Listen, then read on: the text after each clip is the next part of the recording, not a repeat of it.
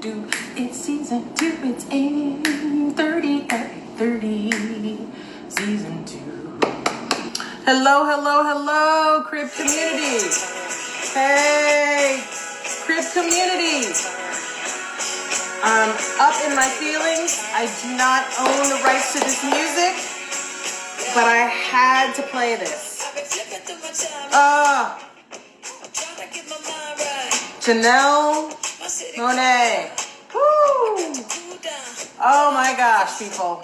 Up in my feelings this evening, Crib community. Hey! Hey, hi Sarah, how you doing? Come on in the room, Crib community. Please come on in the room.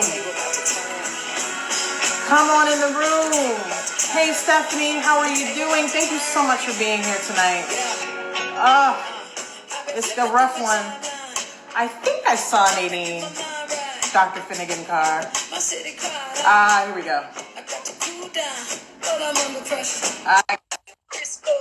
Woo! Oh my gosh, I'm gonna keep playing the beginning because I just love it. Hey Hoopala, what's going on? What's going on?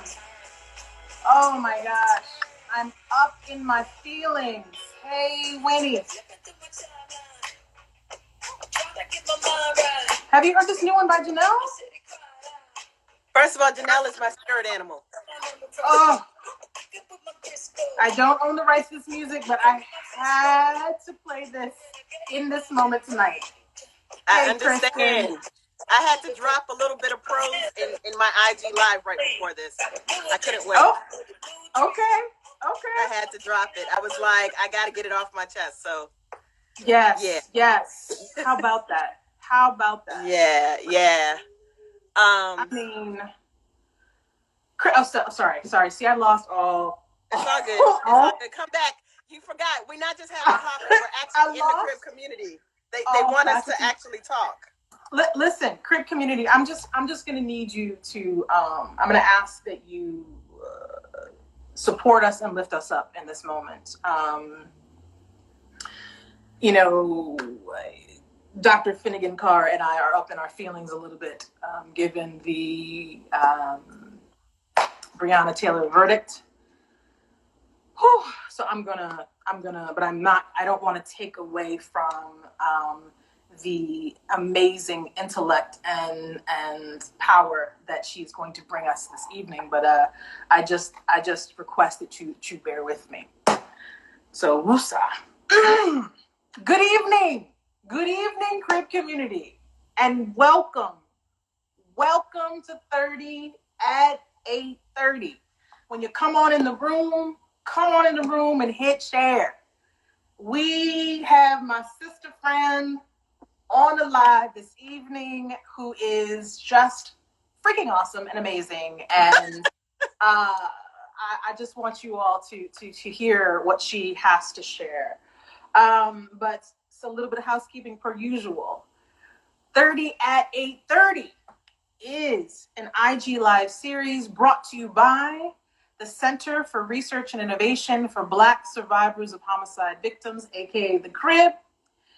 And 30 at 8:30, for those of you newly joining us, is a space and place where we have candid conversations about the impact not just of COVID-19, but structural inequities, which are inherently structurally violent, for the purpose of elevating research, policy, and practice.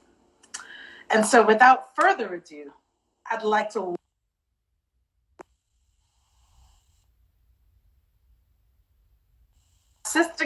my sister friend, Dr. Nadine Finigan-Carr. And the crowd goes wild. Oh my gosh. So let me do the bio, girl, and then we can get down to the basics. We can get down. Right. I'm ready to kiki, so let's go. Oh my gosh. Oh. All right. Dr. Nadine Finigan-Carr is a prevention research scientist focused on the application of behavioral and social science perspectives to research on contemporary health problems, especially those that disproportionately affect people of color. She is a nationally recognized expert on domestic minor human trafficking and sexual exploitation. Wait, we in Canada. I'm international now. Oh, right. I'm sorry. Okay, you know what? Can you okay, so I add international now. You're international now, baby. Oh my gosh. She's the deputy director of the Ruth Young Center for Maryland and the Institute for Innovation and Implementation at the University of Maryland School of Social Work, where she leads the Prevention of Adolescence Risk Initiative. She is PI of projects at both state and federal levels designed to intervene with system-involved youth. Dr. Finigan-Carr is the author of Linking Health and Education for African American Students' Success.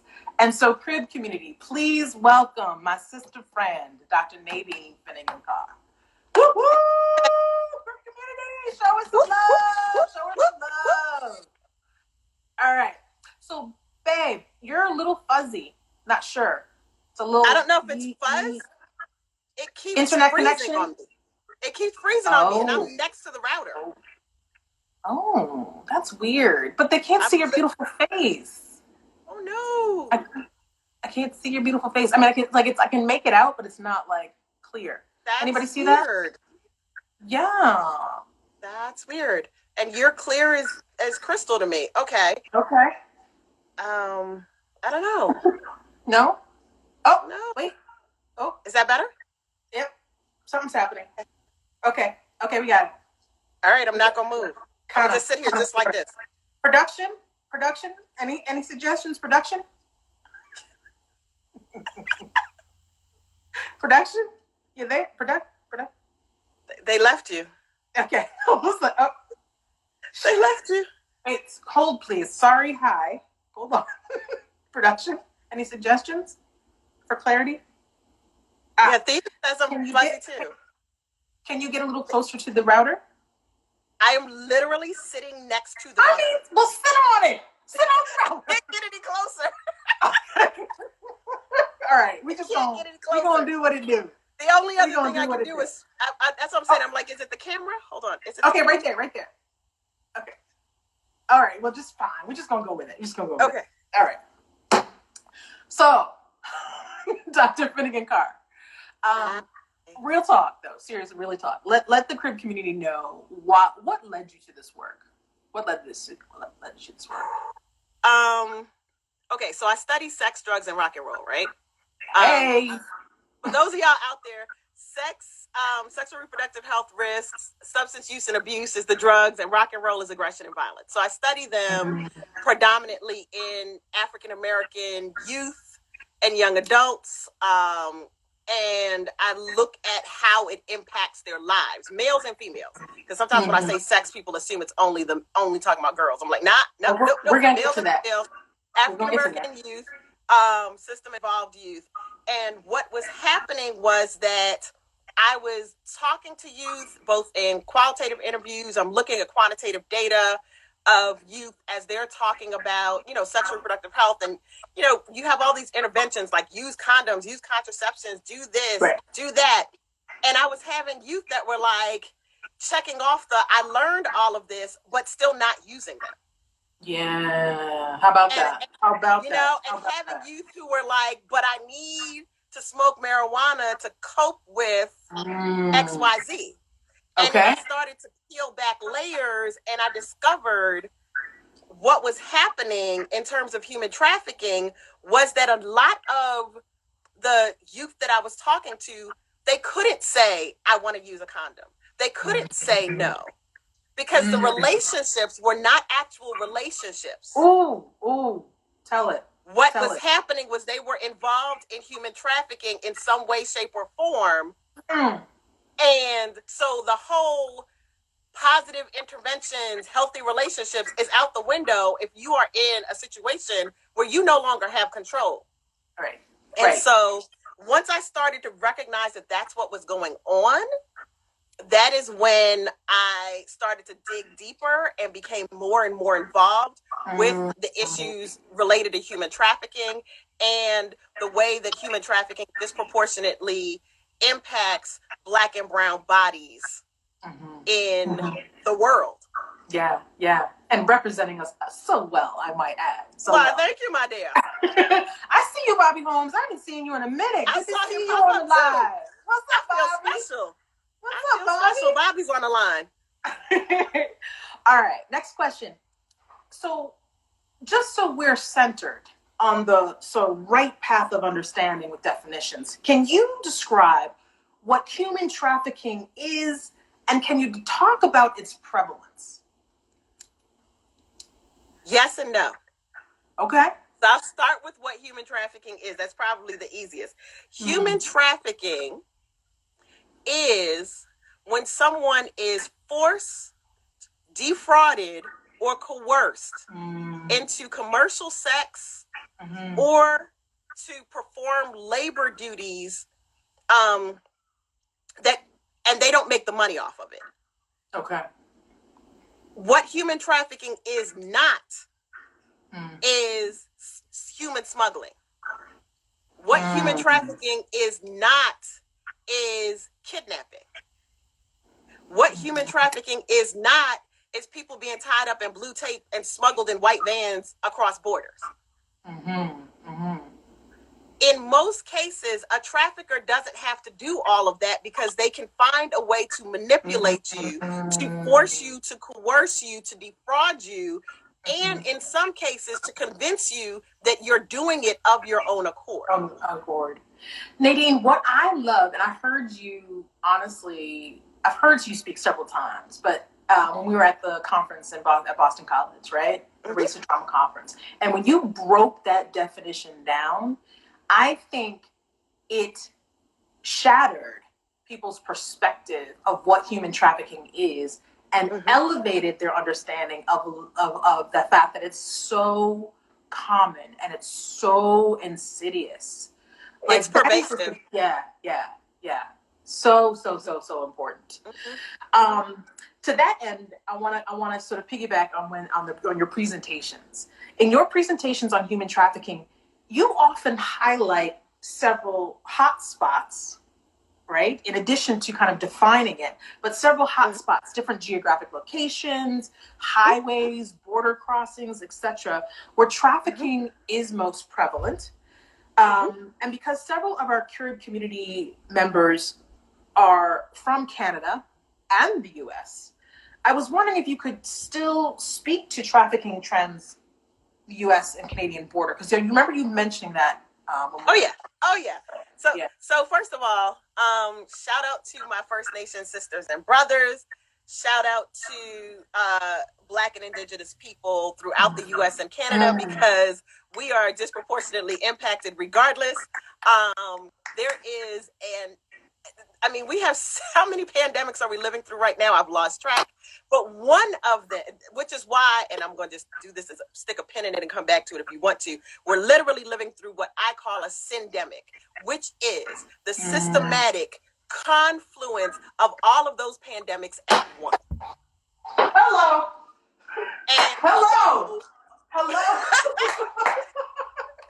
I don't think I've ever gotten up. That's just an aside, but to answer specifically, I'm sorry, I just wait. Can you just say that again? Can you just say that again for the people in the back? It is the systematic confluence of the multiple pandemics at the same time that we are living through. It is a syndemic.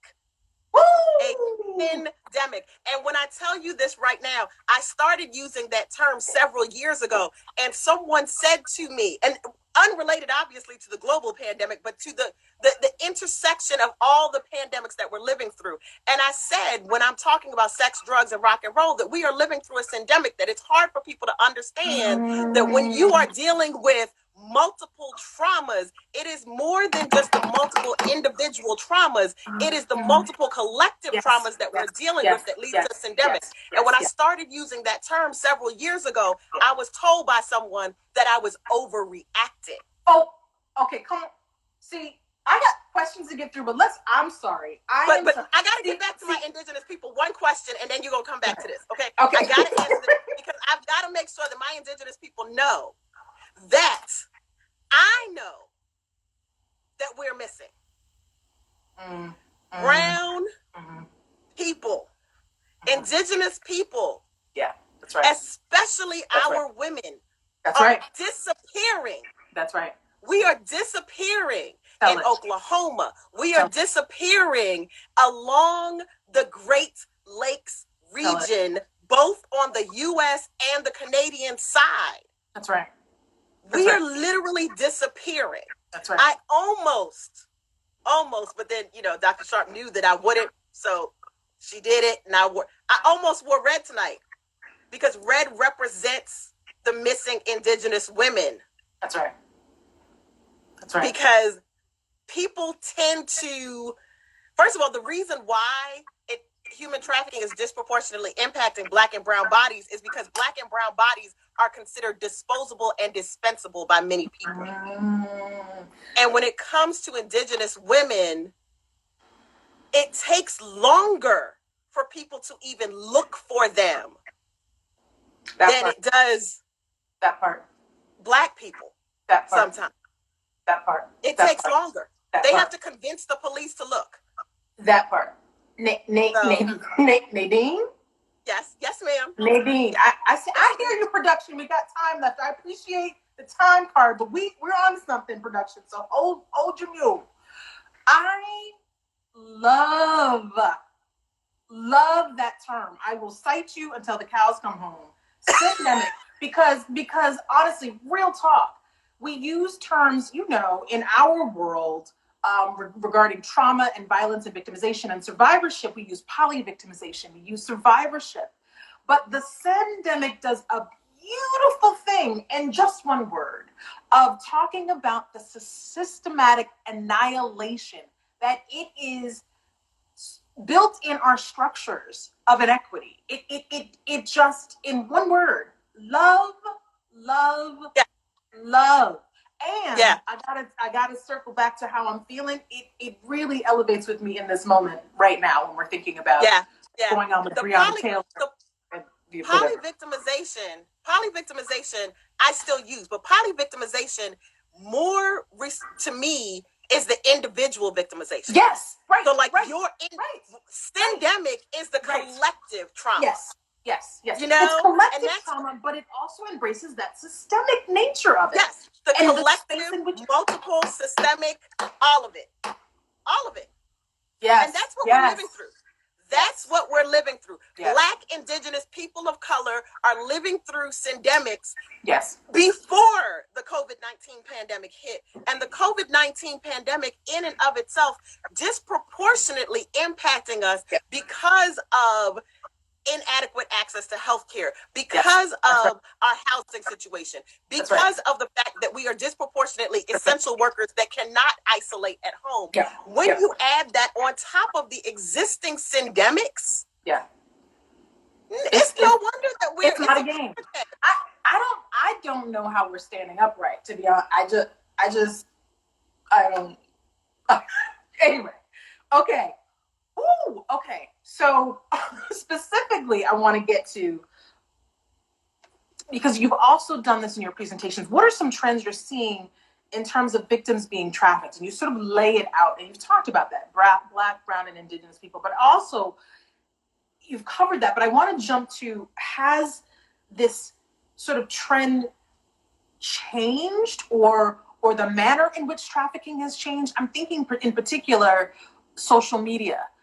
Trafficking over social media. Have you seen trends because of COVID and specifically that's happening?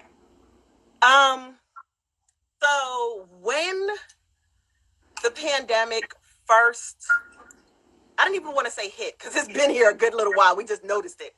So when people first started when people first started to lock down, we stopped seeing it. We stopped seeing it. Doesn't mean it stopped happening. We stopped seeing it. Because what was happening was people didn't know, how do I report? How do I do this? Everybody was like, I'm working from home. What do I do? Do I need, social workers, mental health? Nobody knew what to do when we first shut down. So no one knew what to do. But criminals always know what to do. And so what was happening is that trafficking has continued. And we're still trying to get a handle on exactly how, like some of the lower level, for lack of a better term, you know, someone who is already living in your building who you are trafficking. Gotcha. Men might still be coming in and out. Got it. You know, but some of the larger scale stuff has been harder. Over decades, we have used social media, we've used Backpage. These are all different internet-based places where people used to sell bodies and traffic bodies. Some of that, even before the pandemic, was becoming harder because some of them had been shut down. They had been a long fight to shut some of them down, and they were shut down. So we were already trying to figure out where did it go, because it was still happening, and then COVID hit. Wow. You know, so people. So, and the other thing is, once we figure out how someone is being sold, the traffickers have moved on to a different way. Right. So by the time we figured out Backpage, they were on to something else. Yeah. About a year ago, someone pointed out to me an ad that I thought was a normal ad on OfferUp. So, you know, the app OfferUp, where you can people have furniture for sale or whatever. And well, there was what I thought was an ad on OfferUp, which was actually a advertisement for a trafficker. And traffickers had begun to use OfferUp as a way to sell people. They would sew pictures from the neck down of a person in a certain color. And that color might represent their age. I read about this. Their age range, things of that nature.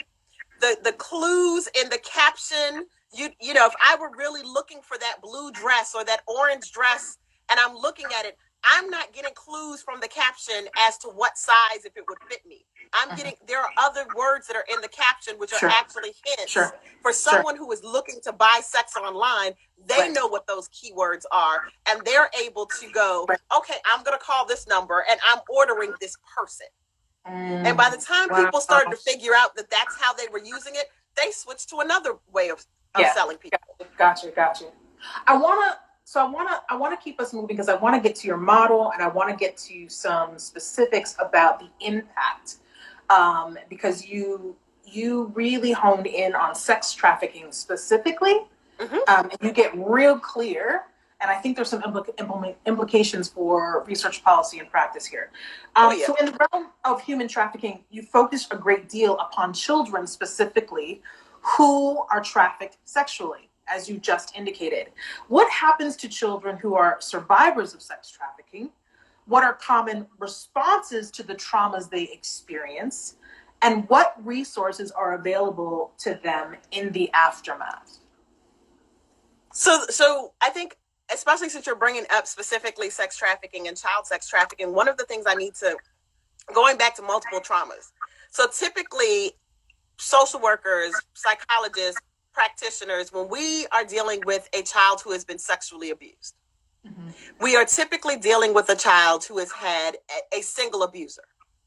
Maybe a caregiver, a friend of the family, but it's a single abuser. It may be multiple times, it may be over a period of time, but it's typically a single abuser, maybe one or two, because maybe one person left dropped them, and then someone else noticed the vulnerability. When it comes to child sex trafficking, what you have to realize is that child may have experienced multiple abusers. Multiple times over an extended period of time. So when we're typically dealing with a sex abuse victim and you're uncovering and you're dealing with their trauma in therapy, you're talking to them about their feelings and you're unpacking it in relation to their relationship to that person or persons, that one or two people. When it comes to children who have been victims of sex trafficking and sexual exploitation, you are peeling back layers of an onion. Because you have first got to get them to even want to share what has happened to them. Because there is a stigma of shame associated with sexuality, period, in westernized world. We tend to have we tend to not want to talk about sex, but everybody having sex type thing. So there's the stigma of shame. There is the fact that as part of the trafficking situation, the trafficker has already convinced them that no one is going to want you because now you are a hoe. Now you are a this. Now you are a that. No one's going to want you. If you tell someone that this is what happened to you, so you're not going to want to tell. So when we're dealing with that, you're peeling back so many layers just to get them to admit what happened to them. And then in trying to help them through the abuse, it's new for many therapists because you're used to, I can help you deal with one relationship. Right. This is not one relationship. And in fact, those weren't even relationships in most cases. They were a never-ending revolving door that you had no control over. It's so important, I think, in your work and just your talking and presenting that you make very crystal clear these distinctions that we need to get clear about, because I think that, and as you point out, and I'm going to get to in a second in your work, that the lack of clarity or the labeling, mislabeling of what's happening really prevents us from making policy and services, so forth and so on, that can be most impactful. So the 2016 Global Slavery Index reports that marginalized and disenfranchised communities of color are at greater risk of forced sexual exploitation, as you've indicated. In Canada, for example, 51% of women and girls trafficked are from Indigenous communities, and 51% have been in the child welfare system. Oh, yeah. Oh, I'm getting there. In the U.S., come on. The FBI reports that 59% of all juvenile prostitution arrests involve. I'm rolling it out. Involve African Americans. And your TED Talk, titled "Child Prostitutes Don't Exist," you so eloquently point out that the labeling of young trafficked victims as prostitutes is egregiously inaccurate. In reality, Nadine, I think you've done more than that. You've unearthed the systemic nature of this thing. The disproportionate representation of Indigenous trafficked girls in the child welfare system, and the labeling of Black youth who are sexually trafficked as child prostitutes exposes the violent structural patterns of inequity that further victimize Black and brown bodies. So, how do we begin to change this paradigm in service to these folks, these people? Right. Okay. Right. So, what is it that I'm about to say? Let me say it. I'm gonna say it. I'm gonna make it plain. I'm gonna just say it, Lord. Okay, fine. Social work so white. Social work so white. Social work so white. Who is responsible? The field that is responsible for the disproportionate representation of Black and Indigenous people in child welfare in the first place. That is the field. And if, as a social worker, you are saying that someone's lifestyle, that the way someone raises their children is either right or wrong, you are not saying that it's right or wrong. You are saying that it's white or wrong. And when that happens, when the lens through which, and it doesn't matter if the actual social worker isn't white, it matters that they are following the policies and practices that social work has put upon them. Sure. So if the lens of social work is that to be right, you have to perform under a white heteronormative middle class lens, and you culturally do not ascribe to some of the tenets of that lens, then what you do, because it's not white, is wrong. And so what you have done in raising your children will end up placing your children disproportionately within a system that then inflicts further harm. Because when we talk about adverse childhood experiences, being removed from one's home and placed in a child welfare system in and of itself, even if your point is to stop them from having adverse childhood experiences, that in and of itself is an adverse childhood experience. Yes, absolutely. And once you have done that,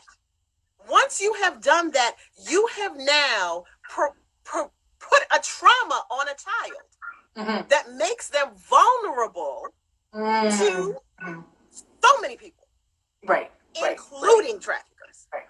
Because traffickers prey on vulnerability. Again, further perpetuating this syndemic that you were talking about.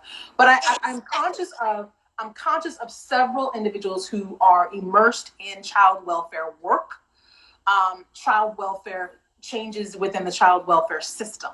And so I want to circle back to what are the take homes? What are the things that folks can do to address, be as raw, real, yes, but what can they do to address that? So, I'm not going to say anti-racist social work, right? Because what good is anti-racist social work if the profession in and of itself is built on white supremacy? Right. So people are going to say, okay, I'm going to be anti-racist. I'm going to read all the books. I'm going to do this. But if you are trying to make the change that is yourself, and you are not centering Black, Indigenous, people of color voices within the system, if you are not listening to what is happening to those children, if you are not listening to what is happening to the families, if you are not paying attention to Black, Indigenous, people of color and centering them in your work, then all you are doing by becoming an anti-racist is absolving yourself of white guilt. I got you. I'm not there. I think I just wanted to speak plainly about there is the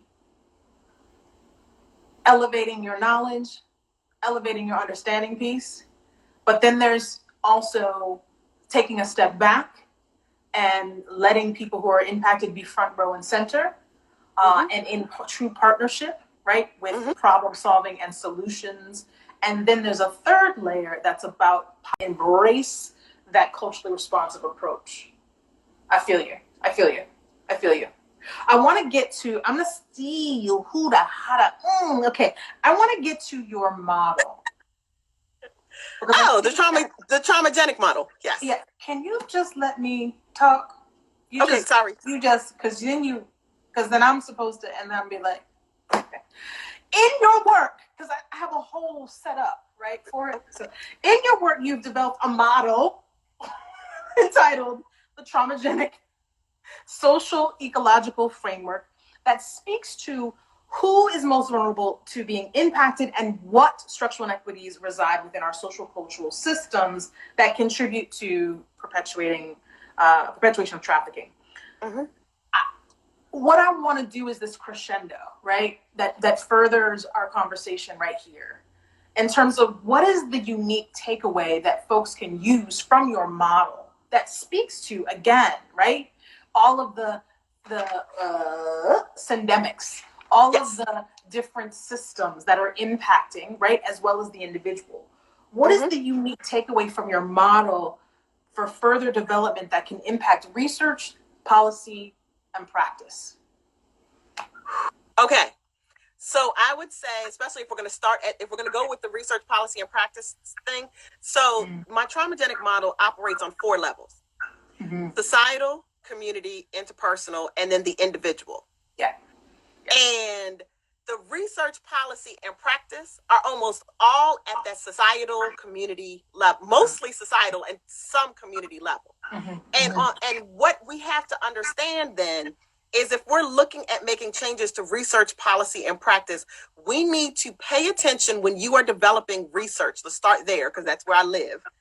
Make sure that your research in and of itself is not having unintended consequences. That your practice is not having unintended consequences. That your policy is not having unintended consequences. So, getting back to this COVID pandemic, for example, when you, and I'm not saying that we shouldn't socially restrict our movements, okay? But what I am saying is when you shut things down and people who are disproportionately impacted are Black, Indigenous people of color, that's an unintended consequence. When your policy, your practice is to shut it down. So, for example, here in Baltimore, it was announced last week that because of quarantine and shutdown, there will be less buses on the routes because less people are taking the bus. Right. But guess who takes the bus? Black, Indigenous people of color who don't have cars, who don't have jobs that they can work from home at, that work as essential employees in grocery stores that are in areas of the city where predominantly white people live. That's who's on those buses. And if you want your groceries and want to be able to mask up and go to the grocery store at 7:00 in the morning, that part, because you feel that there will be less people there. Who has to be there are those Black, Indigenous people of color who are your checkers, who are your stockers, who are your cashiers, your essential workers. And if the bus routes are cut and there are less buses at 6 a.m. to get them to work at 7 a.m. so that you can get your groceries, that is an unintended consequence.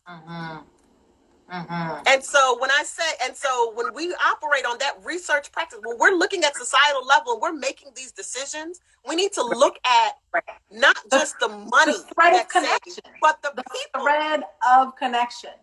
And that only happens if we are putting the individuals that we are in service to first, amplifying their voices, taking direction from them.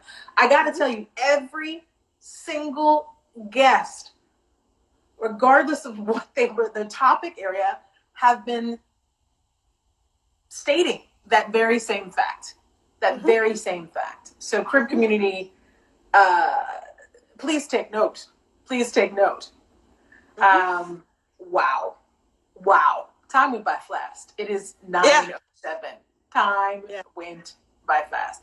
My sister, I thank you so very much for joining the Crib community this evening and dropping that knowledge, that fire, like only you can. It really, uplifted me tonight because woo, child. Girl, and we didn't even get into we centered Black and brown women, but we didn't even get into the Breonna Taylor stuff. But part of the reason for the Breonna Taylor stuff is because we don't center Black and brown women. So, And why it took, but anyway. But you know what though? We got episodes and seasons of 3830 to come. So Crib community, stay tuned. Listen, my sister, thank you so much for joining me this evening and being your real authentic self, and sharing such wisdom. And Crib community, as always, from our crib to yours, stay safe and keep well. Good night. Good night.